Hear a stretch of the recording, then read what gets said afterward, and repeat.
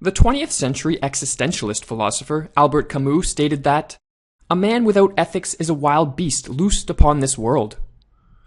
In this lecture, we are going to provide an introduction to ethics.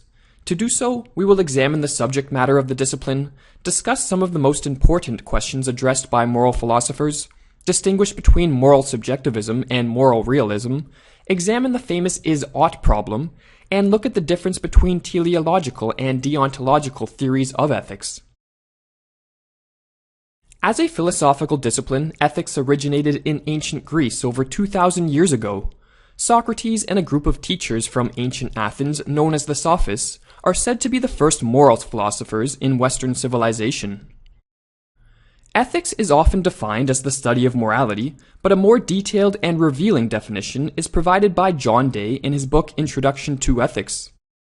Ethics is a study of what are good and bad ends to pursue in life, and what it is right and wrong to do in the conduct of life. It is therefore above all a practical discipline. Its primary aim is to determine how one ought to live, and what actions one ought to do in the conduct of one's life. It will also be useful to define morality, given how often the term is used in ethical discourse. Day defines morality in the sense used in philosophical ethics as standards of right and wise conduct, whose authority in practical thought is determined by reason rather than custom. Because moral philosophers attempt to determine how one ought to act in the course of their life, or in other words, with prescribing action, ethics is said to be concerned with the normative realm. In contrast, a discipline such as anthropology is said to be descriptive rather than normative. Anthropologists observe, describe, and explain the actions and behaviors of individuals. They do not, like moral philosophers, attempt to prescribe action.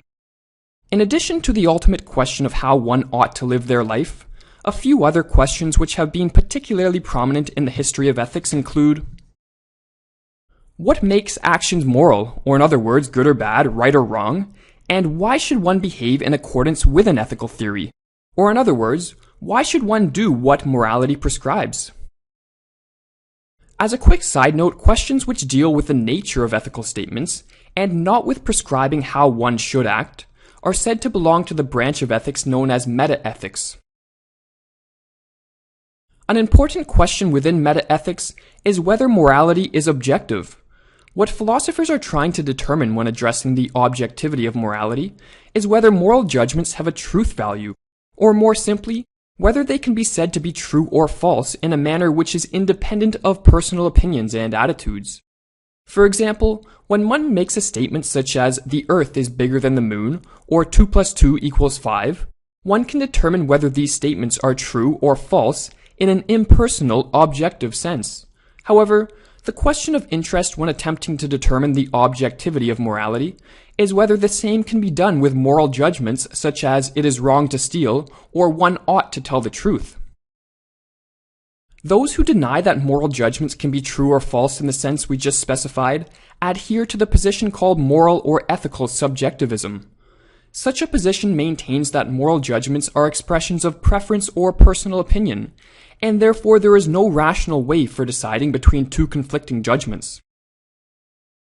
Those who believe, on the other hand, that moral judgments can be true or false, and are made so by objective features of the world, are called moral realists or moral objectivists. Closely related to the question of whether morality is objective is the is-ought problem. This problem was famously examined by the Scottish philosopher David Hume, and his exposition of it forms the basis of what is called Hume's law. Basically, the is-ought problem concerns whether one can derive a statement of what ought to be the case from what is the case, or in other words, from descriptive statements about the world. As David Hume wrote, "In every system of morality which I have hitherto met with, I have always remarked that the author proceeds for some time in the ordinary ways of reasoning, and establishes the being of a God, or makes observations concerning human affairs, when all of a sudden I am surprised to find that instead of the usual copulations of propositions is and is not, I meet with no proposition that is not connected with an ought or an ought not. For as this ought or ought not expresses some new relation or affirmation, 'tis necessary that it should be observed and explained, and at the same time that a reason should be given. For what seems altogether inconceivable, how this new relation can be a deduction from others, which are entirely different from it. Philosophers commonly interpret Hume's stance as being that you cannot logically derive a statement of what ought to be the case from what is the case.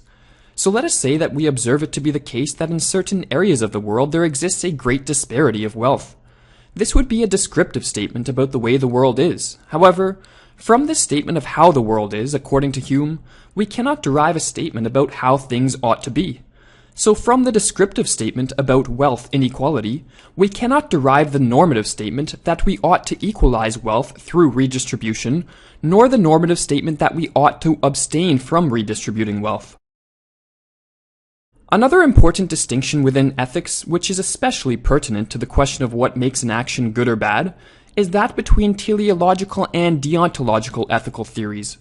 Robert Almader, in his work Human Happiness and Morality, A Brief Introduction to Ethics, nicely distinguishes between the two by saying, "The first kind of theory asserts that the morality or the immorality of an act, and hence the rightness or wrongness of an act, is a function solely of the consequences of the act, and the natural tendency of those consequences to produce pleasure or pain, or goodness or happiness, in some degree and in some way. Any such theory we call a consequentialist or a teleological theory.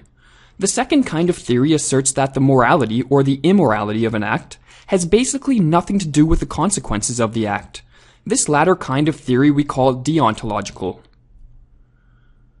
With a teleological theory of ethics, an end is selected as the ultimate or highest good in life, and actions are then evaluated as moral or immoral, depending on whether they help or hinder one in achieving that end. Teleological theories of ethics include egoism, which identifies the ultimate end as happiness or pleasure, eudaimonism, which identifies the ultimate end as well-being, and utilitarianism, which identifies the ultimate end as the general good or welfare of humankind. Plato, Aristotle, and Epicurus, whose ethical theories are some of the oldest we have record of, all put forth teleological theories. The deontological view of ethics differs from the teleological view in that actions are not evaluated as moral or immoral based solely on their consequences. Rather, those who advocate deontological theories believe that the morality of an action is grounded by some form of authority independent of the consequences that such actions generate. Accordingly, on deontological accounts, people must obey the actions prescribed by morality, not because of the consequences that will follow from such actions, but rather because they are duty-bound to do so. Often deontological theories have used a god as the authority which grounds morality, and the Judaic and Christian conceptions of divine law are believed to be the original inspiration for deontological ethics. However, it should be noted that not all deontological theories of ethics make use of a supernatural being.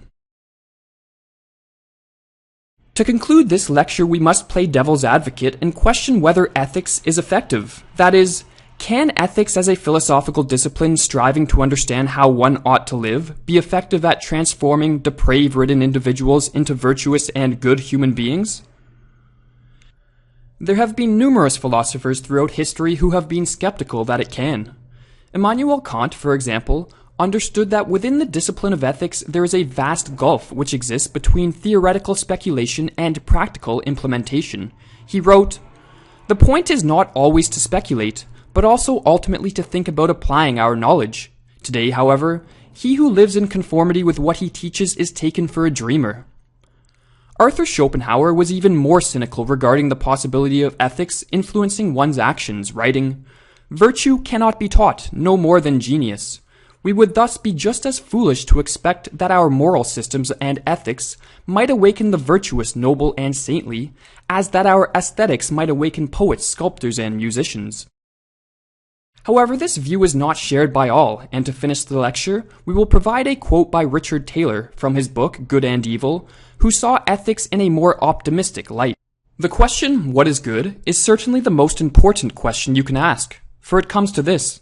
Each of us has one life to live, and that life can be, as it commonly is, wasted in the pursuit of specious goals, things that turn out to be worthless the moment they are possessed, or it can be made a deliberate and thoughtful art, wherein what was sought and, let us hope, in some measure gained, was something all the while worth striving for.